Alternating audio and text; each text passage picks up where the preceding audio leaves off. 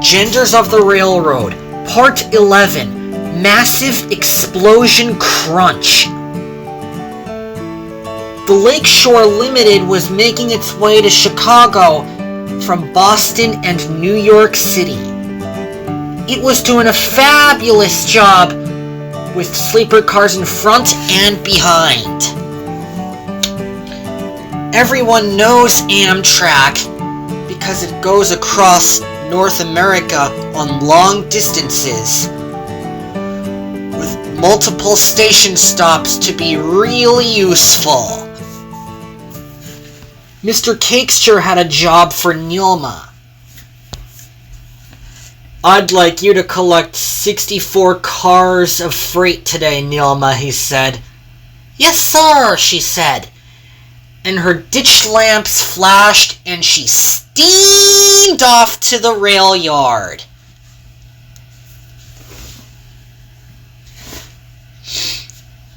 Fatu was there. "How's it going, Neelma?" she asked. "I'm good," said Neelma. "Just waiting. There's going to be a lot of cars."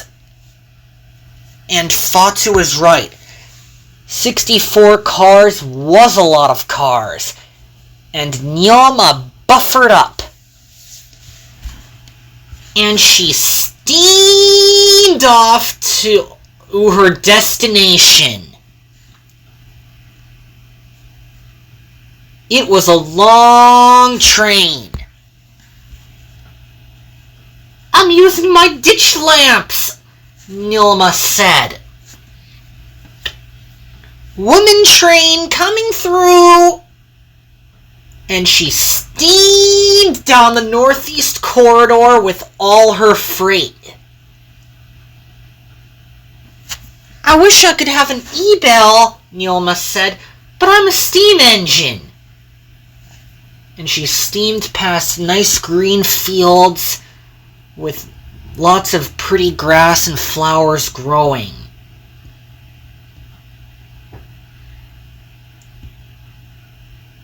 She also passed a freight car surrounding the fields. The nice big green fields were growing really nice as Neelma steamed along. There was a lot of cars behind.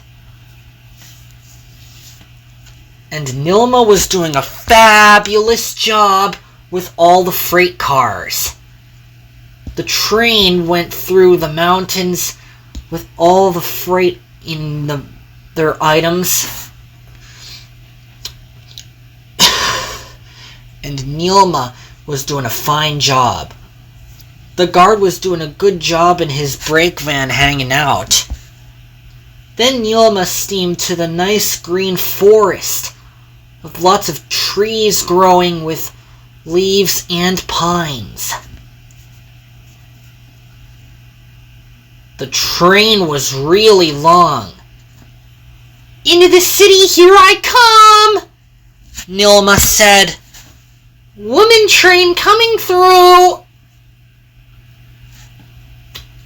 The woman engine was doing a fabulous job. Meanwhile, Mevi was pulling freight cars of hazardous materials. There was a lot with 241 cars. And the train was really long.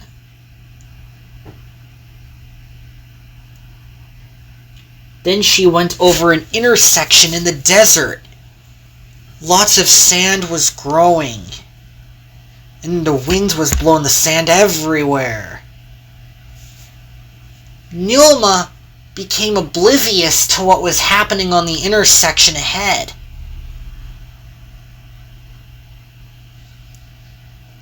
Mevi was surprised. "Oh no, I should get out of the way!"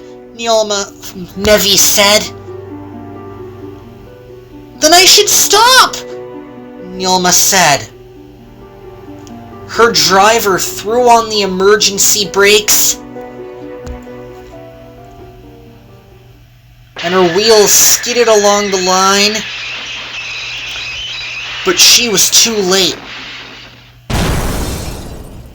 "Oh no!" she cried as she slid off the tracks into a field. Fire raged.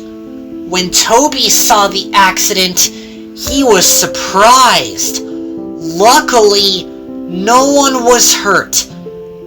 But fog and the smog went everywhere, and Nilma had flipped onto her side in front of a pile of sand.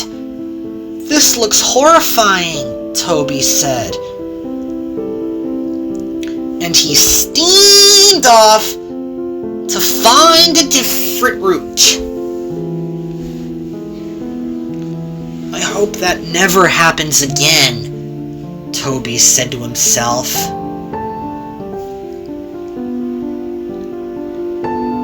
Meanwhile, Nilma was in the repair yard. Percy was worried. "I'm sorry about the crash, Nilma," he said. "Don't worry, Percy, it'll be fine."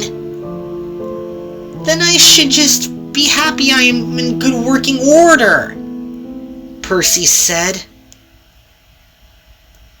And he steamed off to Tidmouth Sheds. A few minutes later, Becky shunted Nilma into the repair yard to get repaired so she would get back to work. "I think you suffered severe damage, Nilma." Becky soon arrived back in New Michigan Sheds when the other engines were worried. "Nilma's all damaged and she suffered lots of damage," Becky said. "It's okay, Becky," Dwee said. "Things will be okay with Nilma. She just has to get repaired." She was right.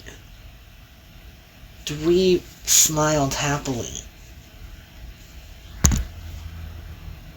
As the engines were hanging out in their sheds, the CSX freight train went by with all its freight cars behind by hauling the heaviest load they can. To be continued.